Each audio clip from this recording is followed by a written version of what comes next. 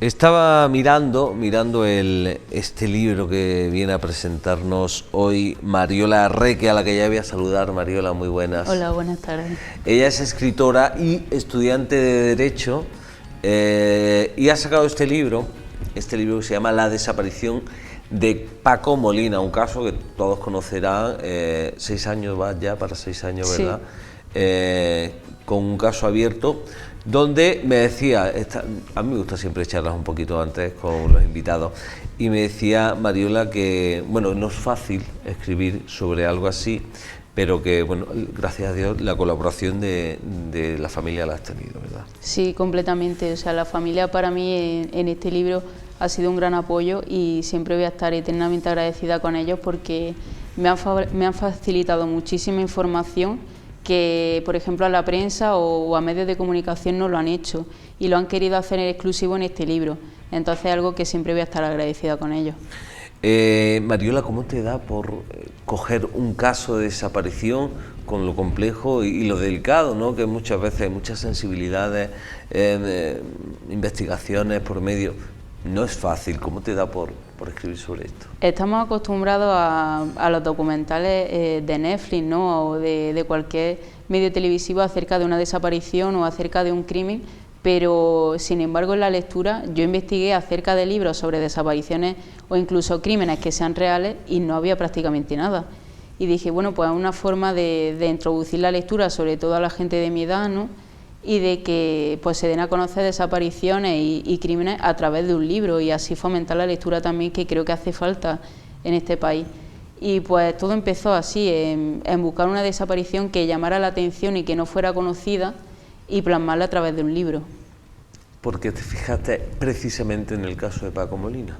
Pues me fijé en bastantes otros casos, pero sí que es cierto que el caso de Paco Molina me llamó la atención porque era una desaparición que sinceramente parece que no lo es, porque todo apuntaba que era una desaparición voluntaria, de que Paco se podía haber ido con otra gente, que él decidiera irse por sí mismo, pero si indaga un poco más en el caso se ve claramente que eso no es así. Entonces, cuando recopilé información así un poco de manera general sobre el caso de Paco, vi que había algo más y ya fue cuando me puse en contacto con la fundación de Paco Lobatón, de Quién sabe dónde, y quería ponerme en contacto con los padres, pero no sabía cómo. Y una colaboradora de esa fundación me puso en contacto con los padres y ya me empezaron a contar, bueno, todo el caso de su hijo, y para mí me llamó mucho la atención. Cuando llegas a los padres y le dices, mira, quiero escribir un libro sobre el caso de vuestro hijo, ¿la primera reacción que ellos tienen? Pues la primera reacción, y siempre lo digo, que fue un poco de shock, ¿no? Porque no se lo esperaban. Es cierto que los padres han vivido mucho de llamadas falsas de gente que bromeaba con la desaparición de su hijo, que lo que querían interés económico y aprovecharse de la situación. Entonces, de primera estaban un poco que desconfiaban de mí.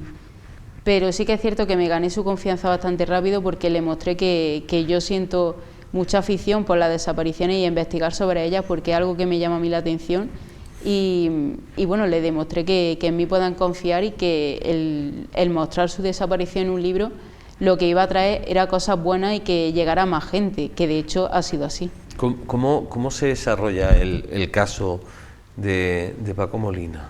Pues el caso comienza hablando un poco de la infancia de Paco, o sea, de que el lector conozca lo que es la juventud de Paco, que creo que es fundamental porque Paco en su juventud tuvo un accidente, una operación, y ahí fue cuando su adolescencia iba en declive, ¿no? Entonces ahí creo que fue un punto de inflexión en el que alguien pudo manipular a Paco y llevar a cabo su desaparición, y es algo que también se plantearon los padres. Después de redactar toda su infancia y de crear un vínculo con la personalidad de Paco, redacto toda su investigación y la búsqueda, que de primera, en los primeros meses, fue muy pésima por parte de la policía de Córdoba y de los investigadores. Y bueno, también relato algunas anécdotas que me contaron los padres de la investigación de Paco, como que Isidro, el padre, recibió una llamada anónima a las 2 de la mañana diciendo papá me han secuestrado, ¿no? Y él afirma que era la voz de su hijo, la de esa llamada, y la policía investigó y bueno, resultó ser una chica que bromeó con el asunto y era del norte, pero la versión del padre es que esa era la voz de su hijo y que era andaluz, tenía acento andaluz. Entonces está un poco ahí la premisa de no se sabe si es real o es fruto del shock traumático que estaba viviendo el padre en aquel momento. Hablamos de Paco Molina, pero Paco Molina puede ser un nombre como hay tantos y tantos otros a lo largo del país, y es verdad que últimamente también en Granada hemos visto casos de bastantes desapariciones. ¿Cuál es el proceso que sufre la familia desde el momento en que empieza a darse cuenta que su hijo, su mujer, su marido, su familiar ha desaparecido? Pues la noche en la que desapareció Paco, que fue un día que iba a quedar con sus amigos, que de hecho estuvo, por la noche envió un mensaje a su padre alrededor de las 11 de la noche diciéndole que no iba a dormir en casa. Y algo que le llamó la atención a los padres porque suele avisar con días de antelación y tampoco es un chico que se quede en casa de nadie a dormir, simplemente avisa con antelación, pero que no era muy normal en él. Y cuando vieron ese mensaje pues se extrañaron un poco, pero llamaron al supuesto amigo con el que se iba a quedar y todo se quedó aclarado y se quedaron más tranquilos. Al día siguiente, por la mañana, Paco no recibía los mensajes de WhatsApp, no recibía llamadas, y llegaron las 2 de la tarde y los padres seguían sin saber nada de su hijo, y fue a las 5 de la tarde cuando ya Isidro se va hacia la comisaría de Córdoba para poner una denuncia sobre la desaparición, que en aquel momento pues tenía que esperar 48 horas para poder denunciarlo. ¿Ahora se ha modificado todo esto? Sí, ahora se ha modificado y se ha rebajado a 24. ¿Cómo ha ido evolucionando la ley en estos últimos bueno, años? La rebaja de 48 a 24 horas ha sido gracias al Centro Nacional de Desaparecidos, que se ha creado por el Ministerio del Estado, y gracias a ello pues se ha rebajado la hora en cuanto a las denuncias, y además se ha incrementado el apoyo a la Asociación de Desaparecidos, que han logrado mucho para llegar a crear un estatuto del desaparecido que se presentará próximamente en el Congreso de los Diputados. Pero sí que es cierto que gracias a este organismo del Estado se están haciendo muchas cosas a favor de los desaparecidos que hacía falta. Si hablamos de ayuda y de instituciones, tenemos la Fundación de Paco Lobato, que tú me decías, él personalmente me ha ayudado mucho en la realización del libro. Totalmente, él para mí también ha sido un apoyo fundamental. Cuando de primera me puse en contacto con él, yo sí que es cierto que no lo conocía, pero bueno, mi familia de cuando él tenía el programa de Quién sabe dónde, me hablaron mucho de él y me entusiasmó, ¿no?, de poder conocerlo en persona y entablar una conversación con él acerca de las desapariciones. Y es cierto que él me facilitó mucha ayuda de cómo llevar una desaparición, de cómo contactar con los padres y cómo tratar a las familias, y siempre me brinda su apoyo y estoy eternamente agradecida con él. Además, con toda la experiencia que él tiene. Sí, muchísimo. Imagino que te habrá contado 1000 anécdotas, 1000 tips para prestar atención. Totalmente, o sea, él siempre está en contacto conmigo y bueno, él me facilitó un borrador del Estatuto de los Desaparecidos para, bueno, como estudiante de Derecho, pues que me guíe un poco en ese tema y seguir adelante con la investigación de desapariciones. ¿Él lo ha leído? Sí. ¿Qué te ha dicho? Bueno, cuéntame. Pues él le llamó la atención de que una chica tan joven, que en el momento que lo escribí tenía 18 años, se adentrara en este mundo y el escribirlo, ¿no?, la manera de escribirlo, que es muy complicado, y redactar una cronología del caso de Paco y llevarla a cabo es bastante duro y bastante complejo, y a él le llamó muchísimo la atención, y yo creo que por eso él se ve, yo creo, un poco reflejado en mí, ¿no?, de cuando él era joven y tenía el programa de Quién sabe dónde e investigaba sobre estos casos. Entonces él le alegró mucho que hiciera esto y me ha seguido apoyando para que siga con más casos y siga escribiendo sobre más casos. Claro, es que son 18 años, es que se dice pronto 18 años. ¿Y desde cuándo te interesa por escribir, por este tipo de casos, por Pues el escribir siempre lo he llevado ¿Sí?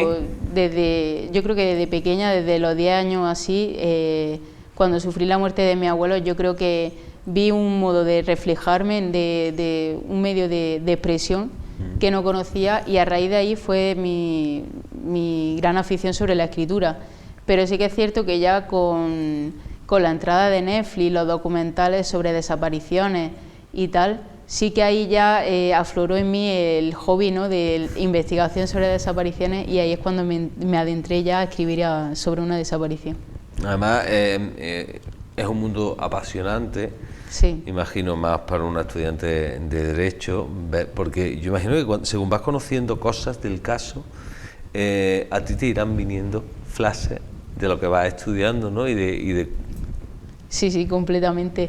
De hecho, hay una asignatura en Derecho que es Derecho Penal, que la estudié en el segundo curso, y en el segundo curso justo estaba con la desaparición de Paco, ahí que se publicó el libro y tal, e intentaba compaginar las dos cosas. O sea, todo lo que pasó en el caso de Paco lo intentaba aplicar al derecho penal, ¿no?, con los delitos que se cometieron y tal. Entonces, algo que siempre he compaginado bastante bien. ¿Vas a seguir escribiendo? Sí. ¿Sobre casos? Sí, de hecho ya está mi segundo libro escrito, pendiente de publicación, que es sobre la desaparición de Gloria Martínez. O sea que tú vas ahí haciendo Sí. cronologías sobre todo este tipo de cosas. Sí, sí, completamente. Qué bien, oye, pues te animo un montón, y qué bien que alguien tan joven, bueno, pues tenga la valentía, porque creo que también es una valentía, no es lo mismo, sin desmerecer nada, escribir una novela, que algo así, que ya no es por imaginación, sino porque son temas Sí. delicados, y bueno, no tiene que ser fácil. ¿Hay algún momento del desarrollo de la redacción del libro que a ti te ha tocado más de la cuenta? Sí, cuando empecé a redactar el caso de Paco, hacía entrevistas con las familias, porque en ese momento el COVID estaba más bueno, que afectaba a todo el mundo y era imposible vernos. Entonces, cuando yo hacía la entrevista con ellos, me llamaba mucho la atención la manera en la que hablaban los padres de Paco, porque seguían hablando en presente de que no perdían la esperanza de volver a verlo. Y sí que es cierto que el amor de su madre, que seguía teniendo a Paco presente, de toda su familia y tal, me llamó la atención, y algo que incluso me llegó a afectar a nivel personal, y hasta el momento que tuve que decir, mira, no puedo dejar que esto afecte a mi vida personal, tengo que establecer un tiempo de dedicarme a esto de manera profesional sin que me afecte a mi vida íntima. Entonces yo creo que ha ido esto evolucionando, y a día de hoy sí puedo decir que sé compaginarlo las dos cosas, pero sí que es verdad que me afectó la actitud de los padres, porque estaban completamente desolados, pero a su vez no perdían la esperanza. ¿Hasta qué punto llegan a recobrar vida normal los familiares? Yo creo que es imposible, o sea, en cualquier familia no vuelven a tener la vida que tenían antes, ni un poco, porque siempre están a la espera de saber algo del caso, siempre están continuamente compartiendo el cartel de su hijo de desaparecido por todas las redes sociales, continuamente, cada hora, y viven por y para ellos. O sea, es que para ellos no existe otra vida, que es la búsqueda de su hijo. Eso es la vida que tienen ellos ahora mismo. Se centra al final, bueno, pues normal, ¿no? Al final se aparezca un hijo, un ser querido, alguien, tiene que ser complicado, y sobre todo las de preguntas que tienen que venir a la mente cada día. Completamente. Les surgen a ellos muchas preguntas incluso de qué hicieron mal para que su hijo desapareciera. Y otra cosa que se busca con el Estatuto del Desaparecido es que las familias reciban ayuda psicológica en el momento que desaparece algún familiar, porque es que a día de hoy no la tienen, y eso es muy importante. ¿No la tienen? No. La tienen si su hijo aparece. Esa es la contradicción, que si aparece su hijo sí tiene la ayuda No en el psicológica. momento en que... Y eso es lo que falla. Hombre, cuando hay un atentado, cuando hay un desastre natural, la ayuda psicológica, un accidente a gran escala, la ayuda psicológica es inmediata. Completamente. Yo creo que esta lucha social de las desapariciones y de los familiares de los desaparecidos creo que por la sociedad están completamente abandonados y que hay que darle un poco de prioridad a día de hoy. Mariola Requé, la desaparición de Paco Molina. ¿Dónde podemos tenerlo? ¿Dónde podemos adquirirlo? Pues se puede adquirir en Amazon, en la Casa del Libro y en cualquier librería a través de pedirlo por encargo y se adquiere perfectamente. Pues ya saben, si les apetece conocer un poquito más de temas de desapariciones, en concreto en este caso la desaparición de Paco Molina, pues ya saben, aquí tienen un libro fantástico de Mariola Requé, que yo le agradezco infinitamente. Gracias a que haya vosotros. estado con nosotros esta tarde aquí. A vosotros siempre. El próximo libro te vienes también, ¿eh? Espero que sí. Claro, por supuesto, y seguimos conociendo. Mariola, gracias. Claro, gracias a vosotros.